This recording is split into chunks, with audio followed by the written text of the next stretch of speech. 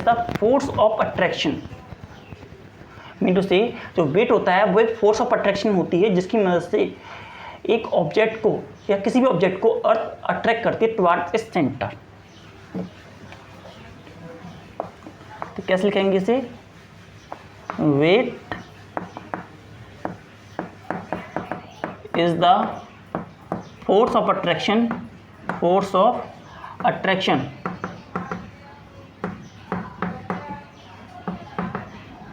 with which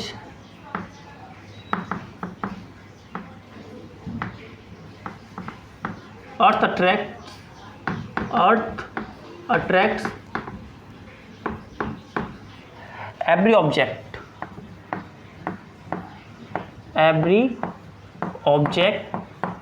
towards the center, toward its center.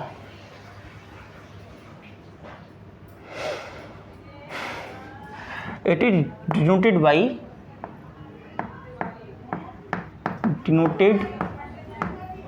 W। इसे W से denote किया जाता है एंड इसका जो मैग्नीट्यूड होता है it is equal to weight is equal to mass and acceleration.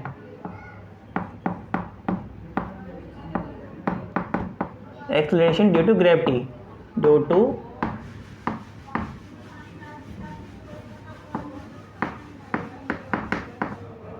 so weight is equal to mass को हम m से नोट करते हैं और value acceleration equal to g से, weight equal to mg। weight is an vector quantity,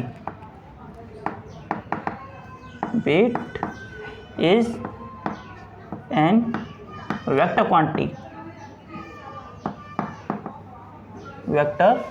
quantity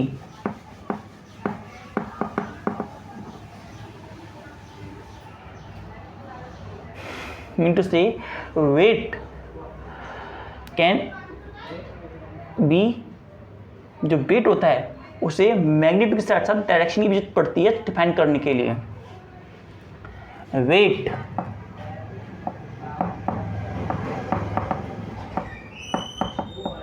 can be 0, positive, negative और 0। Mean to से wait जो होता है पॉजिटिव हो सकता है, नेगेटिव हो सकता है, 0 हो सकता है, डिपेंड करता है कि वो कहाँ पर और कैसी कंडीशन रखा हुआ है। अगर सेंटर ऑफ द अर्थ होगा तो वैल्यू ऑफ जी 0 होगी तो वेट भी 0 हो जाएगा अपने आप ही।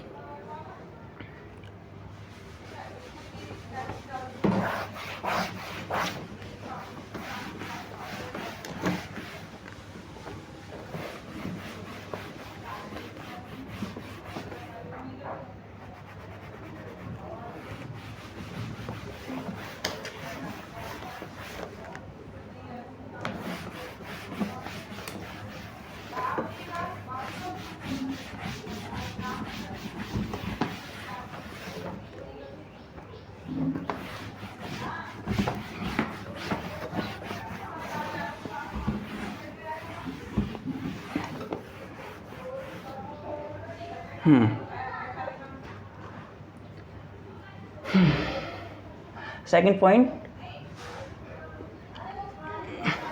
SI unit of weight, SI unit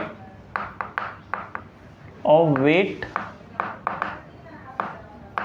is Newton, because it is also a type of force। तो वेट होता है वो भी एक फोर्स का ही टाइप है, इसलिए जो उसमें हम यूनिट रखते हैं वो भी हमने फोर्स की ही रखी।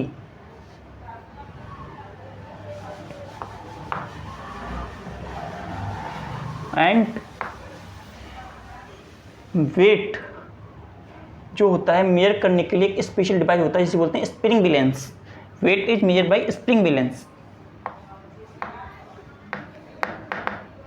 Wait of an object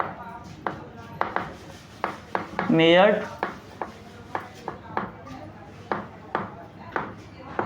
Y using spring balance.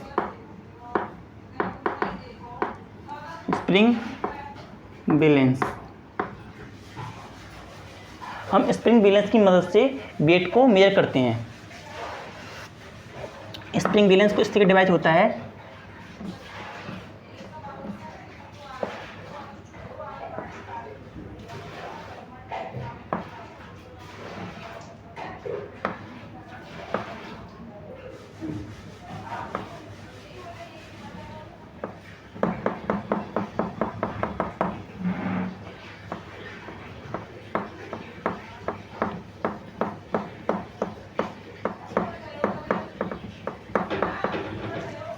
और यहाँ पर हमारा कोई एक वेट इस पे अटैच होता है यूँ करते हुए। सपोज स्टोन, यहाँ से इसे फोर्स लगाता है, that's an spring balance.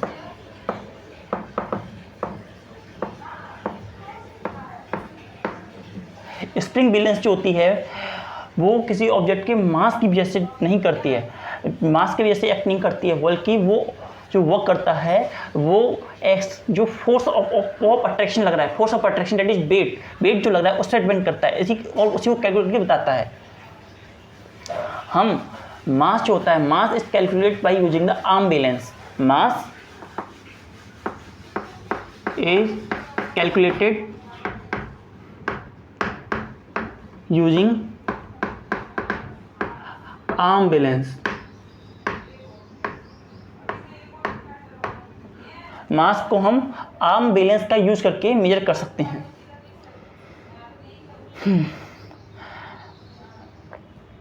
Arm balance जैसे कि हम तराजू को देखते हैं, तराजू को लेकर के रखते हैं, उससे हम वेट नहीं मास मेजर किया था उसके अंदर।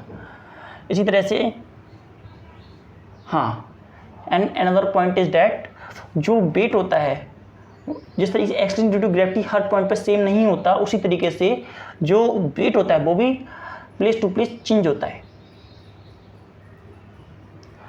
सो weight of person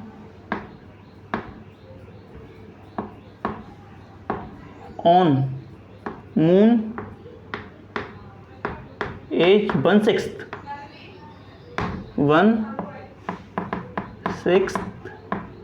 the weight of person on earth।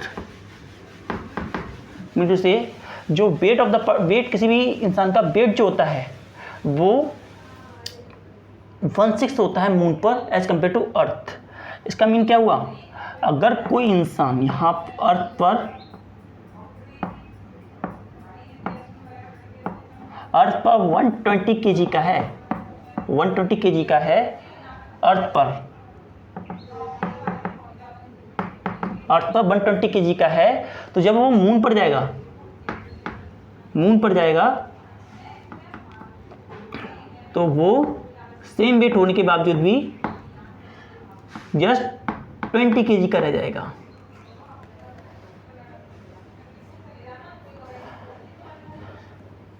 जिसका वेट यहाँ पर 120 kg है, वहाँ उसका जो वेट होगा मून पर वो 120 का जस्ट 1/6 रह जाएगा।